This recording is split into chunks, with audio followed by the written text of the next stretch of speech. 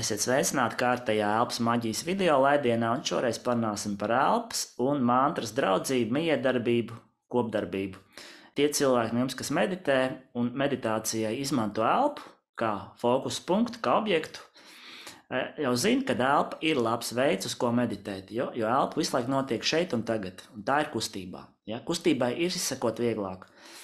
Bet ko darīt, ja prāts tomēr ir nemierīgs, negrib klausīt, negrib sekot elpai?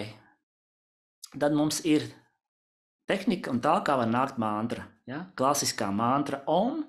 Ja? Mentāli pie ieelpas domās sakam om, pie izelpas om, pie ieelpas om un pie izelpas om. Un kādu brītiņu šādi praktizējam.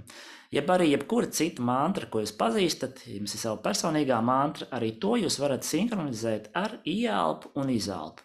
Bet, ja jūs ar mantrām esat uz jūs varat izmantot parastu domu formu, pie ieelpas domās sakot, es ieelpoju, un pie izelpas es izelpoju. Es ieelpoju, un es izelpoju. Domās tas palīdzēs prātu piesiet pie šī brīža, pie tā, ko jūs darat, un lēnām meditācija sāks notikt pati no sevis, lai jums izdodās un visu gaišu.